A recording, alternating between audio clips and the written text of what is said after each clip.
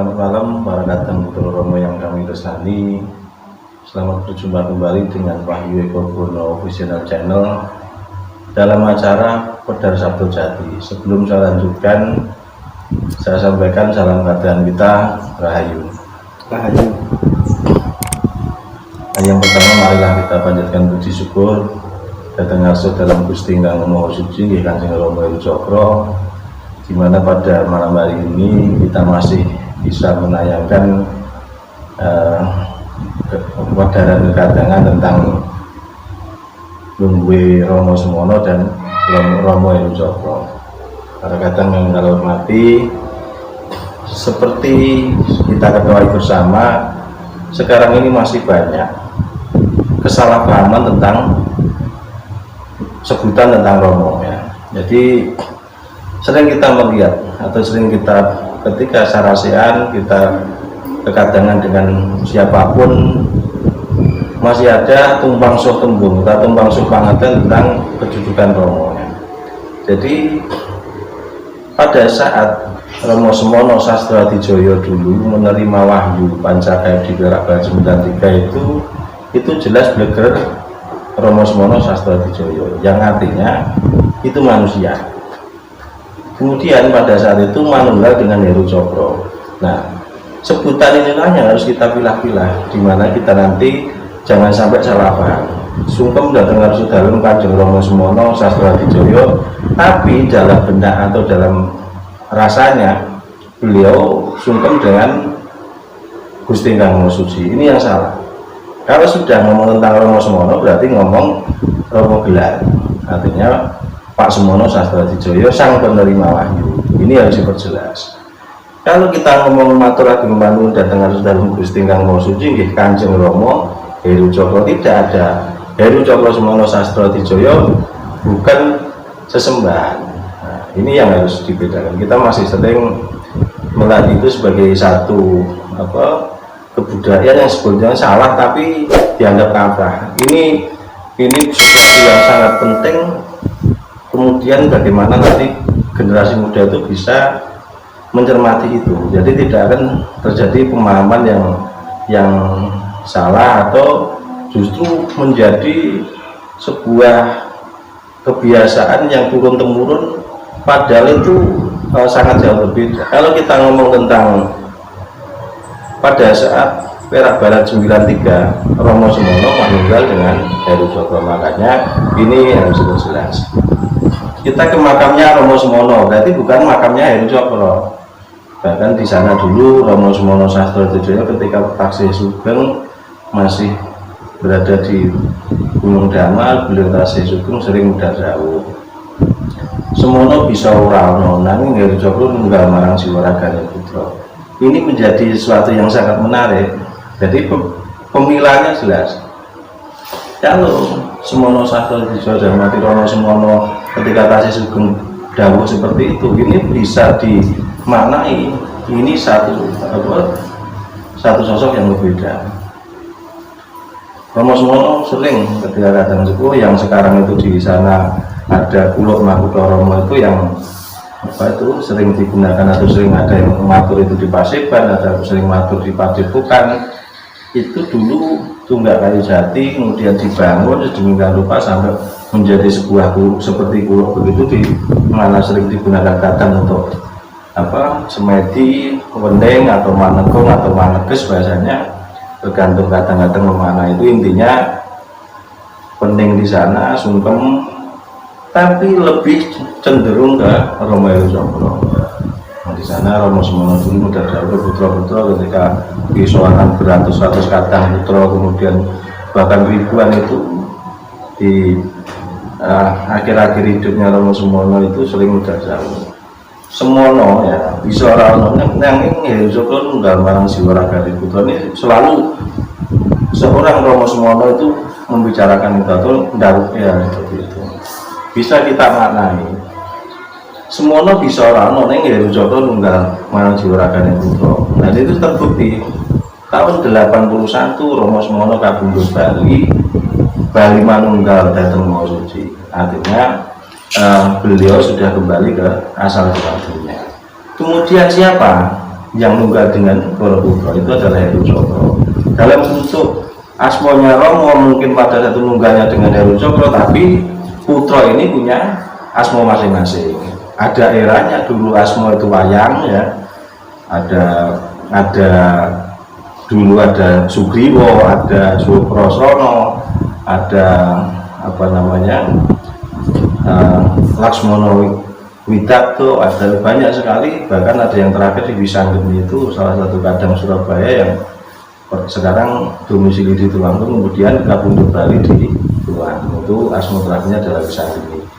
Proses dari kekadangan era pada saat putra-putra pertama ada Pak Effendi, ada Pak Bambang Wujito, ada Pak Mulyono, ada Pak Naryo, Pak Samalatun bersama jajaran beliau pada saat itu asmonya wayang-wayang begitu. Banjur kasusul asmo-asmo berikutnya asmo Joko-Joko yang itu, berarti etapa kedua lah itu pada saat itu. Kemudian asmo tokoh atau asmo putrat, asmo rogo. Jadi asmo tokoh-tokoh ada Daryoko Usman, ada Darus Wahyudi, ada Limoyadi, ada Suhadi Wasito, ada Hadi Prabowo dan sebagainya. Itu asmo-asmo di era ketika Romo Semono masih sugeng. Nah, pada saat itulah ajaran mulai berkembang, terus berkembang. Seluruh penjuru dunia tanah air ini sami derek manunggal, kemudian dapat asmonya seperti itu. Nah, kemudian 79 itu asmo mengkari sak judul. Artinya begini, Romo Semono paling jauh yen saiki asmo kari, asmo kembar, Kontowarno lan Kontorupa, Kandiwani lan Kandiwibit disadarkan tahun 79. Kemudian iki mapan ono papan larangan, artinya selama 1 tahun atau 1 tahun lebih tidak ada asmo yang gemurun, atau istilahnya papan larangan. Itu ternyata apa? Itu persiapan Romo Semono Suruh Prabu utawa badhe Bali Suci ke Kapundhut Bali datang Alam Suci 81 Romo Semono Kapundhut Bali. Kemudian para putra ini banyak yang masih menerima tugas untuk menyampaikan asmo-asmo yang langsung dari Romo. Nah begini, satu contoh di Tulungagung itu ada namanya kadang panuntun kita juga, itu pada saat itu Bapak Wardia Heru Suminto, itu beliau mendapatkan tugas dari Romo Semono menyampaikan asmo-asmo dari era masih Romo Sugeng sampai di era-era Romo sampun kapundhut, bahkan berakhir sekitar tahun 2009 kalau tidak salah, atau 2010, sampai Romo Semono sampun kapundhut Bali, beliau masih menjalankan tugasnya. Pernah ini dibahas dari beberapa kekadangan, pada saat itu ada yang tanya, loh Mas, bagaimana di Tulungagung di Pamrejo itu kok ada kadang sepuh sih nyuwun ke asma lama ya. Kemudian saya sampaikan gerakan apa yang sering kita diskusikan dalam sebuah kekadangan, yang kadang sepuh dulu itu saya menangi Romo Semono, sugeng Romo Semono, kemudian ditugaskan untuk menyampaikan asmo sampai tuntas yang beliau tugaskan kepada kadang sepuh kita itu sah-sah saja, meskipun sudah disabdakan mulai 79 itu asmo kari sak judul, artinya masih masuk akal dan masih menjalankan sabdo. Jadi jangan kemudian seperti ini, begitu kok setahun sak ini asmo ini kok asmo lawas, asmo ini kayak asmo ini rodo itu ya.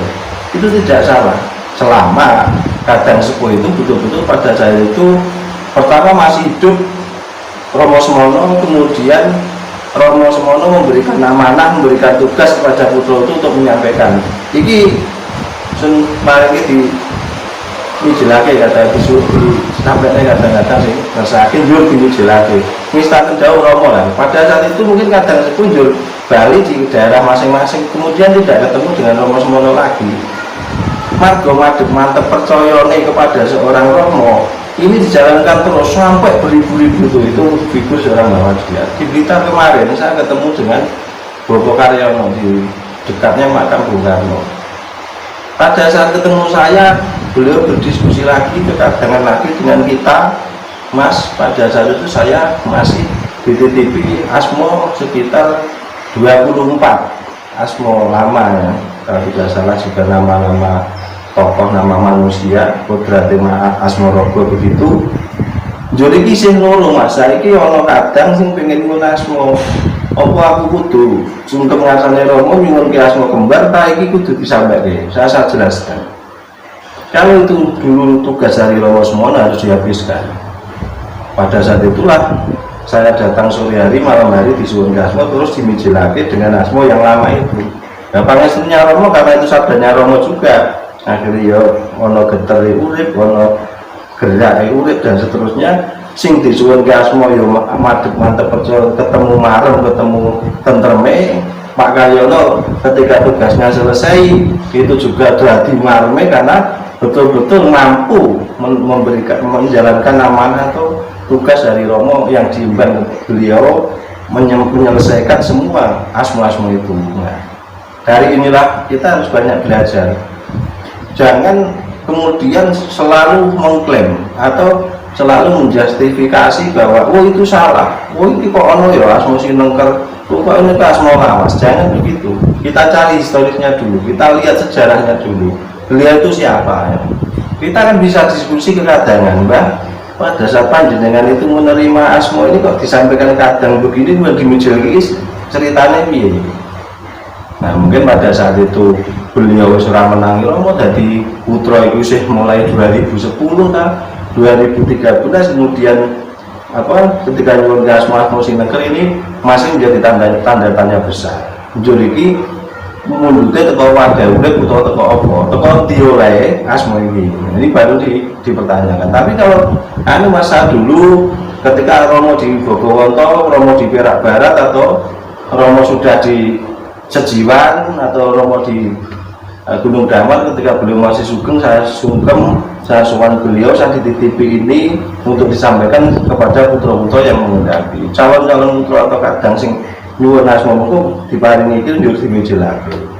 Nah, hari inilah kita harus mengurai benang kusut atau apa benang yang sedang tidak lurus ini menjadi sebuah kenyataan yang harus kita hadapi, sesuatu yang harus kita kaji bersama sehingga kita nanti tidak terjadi sarang surut. Banyak hal yang kita lihat di masyarakat kekadangan kita, banyak hal yang masih apa istilahnya bias tentang Romo Semono dan Romo Heru Cokro itu juga masih bias dalam arti orang ngerti lungguh benere. Sering ngaturan sugeng datang ngaso dalam Romo Semono Sastrawadijoyo, ini maksudnya dia, maksudnya kadang kita ini mau sungkem ke Romo Heru Cokro tapi salah alamat dulu. Itu pertama. Yang kedua, babakan asmo, kita harus betul-betul paham sehingga kita nanti tidak akan keliru, karena namanya asmo itu sudah dipundhut saka wadahing urip yang disampaikan oleh kadang sepuh yang sampun diwenangake katakanlah dan mengerti tatanane, ngerti sabdane dan sebagainya. Sebagai generasi muda, generasi penerus, tugas kita adalah murnakake ulang-ulang dan rembakake. Satu hal yang harus kita jalankan sekarang, bagaimana tata cara katakanlah kadang yang sudah rumangsa iso nggelarke rasa, nggelarke apa dawuhe urip untuk menjalankan program nyuwun asma untuk menjalankan putra. Satu hal kudu ngerti tatanane, kemudian ngerti lungguhe, ngerti sadare. Jadi harapan kita bersama di generasi yang akan datang tidak akan terjadi salah paham tentang pangerten Romo antara Romo Semono dan Romo Heru Cokro, antara Romo Heru Cokro dan Gusti Kamo. Semua harus runtut karena apa? Yang pangertene kaliru manumbae mesti luput. Itu yang bisa saya sampaikan. Ada kurang lebihnya itu sebatas cekaking pangertosan kula. Seandainya ada benernya itu murni saking pangestu Kanjeng Romo Heru Cokro nggih Gusti Kamo suci. Kepada para kadang pemirsa semua Wahyu Eko Buwono Channel, kritik dan saran juga permintaan mungkin ada yang ingin apa disampaikan, mungkin ingin wedaran apa yang ingin diwedarkan di tayangan berikutnya, mohon ditulis di kolom komentar di bawah konten kita, sehingga nanti bisa kita bicarakan, bisa kita diskusikan sebelum kita menanyakan untuk konten berikutnya, demi sebuah perjalanan panjang untuk memurnikan ajaran dan kemajuan Wulan Wuroromo, untuk keselamatan kita sak indenging Nusantara utawa ing jagat saisine tumuju dateng kasampunan jati asale suci bare suci. Matur suwun, kula pangkasi konten pada malam hari ini saya sampaikan. Salam Batangan, Rahayu.